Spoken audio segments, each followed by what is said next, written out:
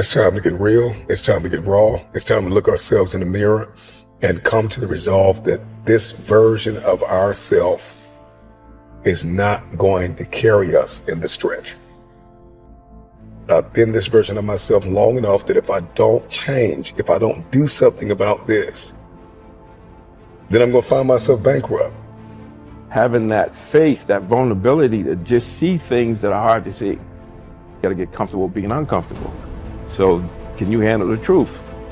It's a question. And if you can't, then if you see that, then you can say, well, if I'm going to change, I'm going to have to figure out how to deal with that discomfort until the point that I can see what I need to see, then I can change it. So it's the persistence of continuing to do something until you can do it.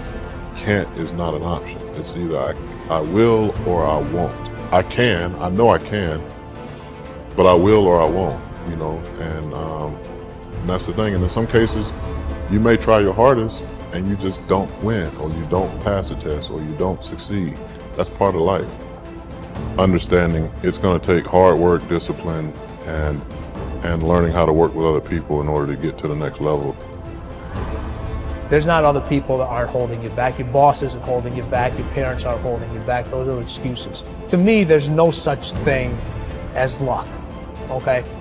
All luck is preparation meeting opportunity. Plain and simple.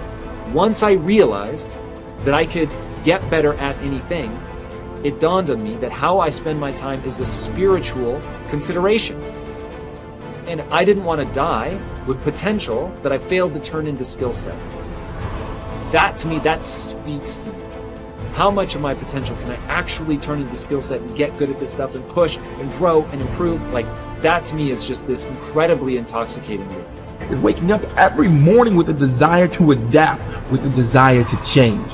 Stand out today. Be different. Become something different.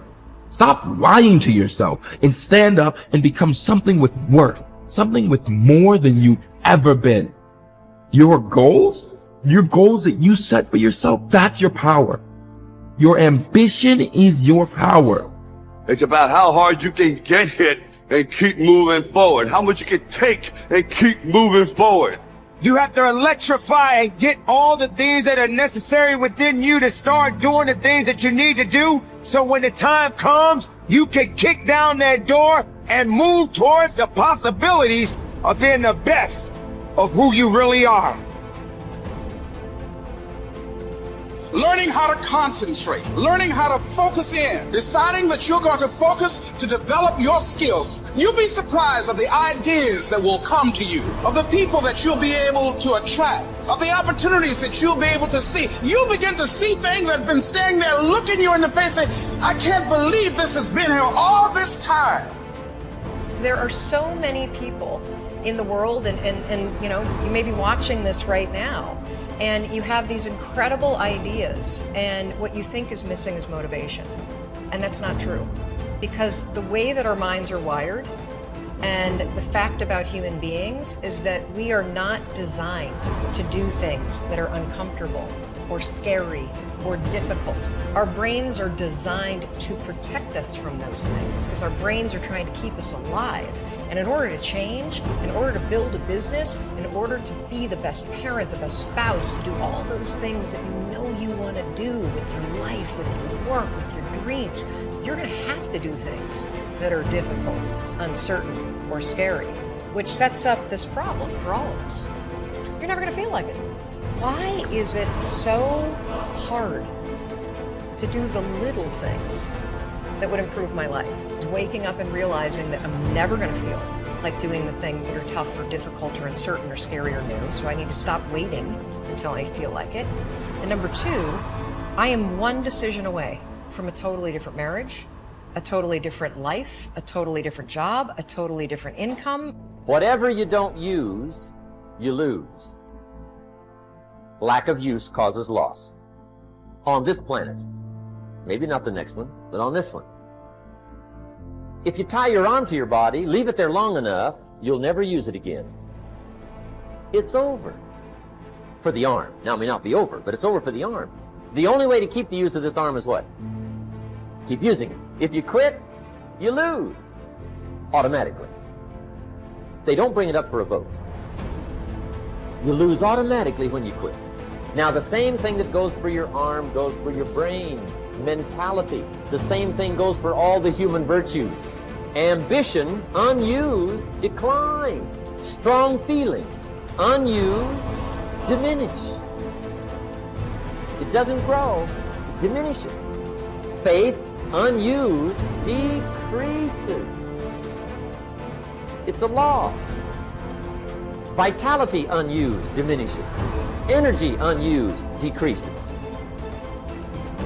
The guy says, well, I'm going to save up my energy. You can't do that. That's like trying to save today, put it on the end of the year. See, you can't do that. They'll come take you away. If you don't use today, what? It's lost. The guy says, well, I'll work twice as hard tomorrow to make up for it. See, that's foolish. You could have done that anyway. Today unused is lost. A talent unused is lost. An ability unused is lost. So here's one of the key expressions of the evening. Take a new inventory of yourself. Starting tomorrow, new project. Take a new inventory.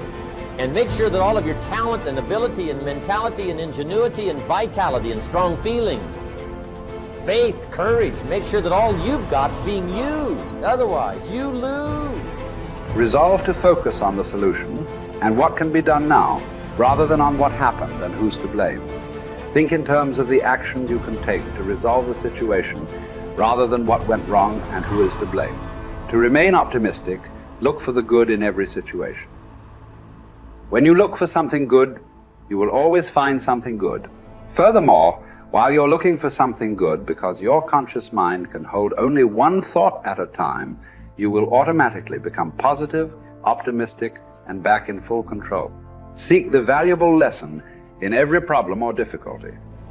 Every setback you face contains one or more lessons that have been sent to you to help you be more successful in the future. The difference between successes and failures is simple. Failures feel sorry for themselves when things go wrong, whereas successful people look for the valuable lesson they can learn that will help them in the future. Normal Vincent Peale used to say, when God wants to send you a gift, he wraps it up in a problem. The bigger the gift that God wants to send you, the bigger the problem he wraps it up in. Instead of concentrating on the problem, look for the gift. Wonderfully enough, you will always find it. What's more, sometimes the gift or valuable lesson can be of far greater value than the cost of the problem itself. Sometimes one lesson that you learn in dealing with a problem can be the key to your long-term success. As Napoleon Hill wrote, within every problem or obstacle lays the seed of an equal or greater opportunity or benefit. Your job is to find it. Continually think of yourself as a strong, powerful, resolute person in the face of adversity. In World War, a British general was described by his superiors. There he stands like an iron peg driven into the frozen ground, immovable. Let this be an accurate description of you whenever you face difficulties or problems of any kind. Resolve to stand like an iron peg driven into the frozen ground. When you resolve in advance that you will never give up, your success is virtually guaranteed. In the final analysis, nothing can really stop you but yourself. In life, it doesn't matter how many times you get knocked down. All that matters is how many times you get back up. If you continue to get back up and press onward, you must eventually reach your goal. Each time you exert yourself, disciplined to persist in the face of adversity, you also increase your self-esteem and self-confidence. Then, as your self-esteem increases, you feel stronger, more powerful, and more unstoppable. When you feel better and stronger, you become more capable of persisting the next time, and then the time after that. By disciplining yourself to persist in the face of all adversity, you put your life onto an upward spiral of self-esteem, self-discipline, and persistence until you eventually become like a force of nature. I think the best way to prove your value is to work, is to learn, is to absorb, to be a sponge. You always want to outwork your potential. You know, as hard as you believe you can work harder than that. And that's what I tried to do when I first came in the league. But, you know, basketball is such a direct competition sport that me coming in at 17, I hated when, like, my teammates would say, you know, I get hit with an elbow, right? Shaq would hit me with an elbow in practice. I always had that extra chip on my shoulder. So, like, every day in practice for me was really trying to annihilate everybody that I was playing against. I wanted to prove you don't need to babysit me. And so it's always that competitive nature, the work ethic, and curiosity.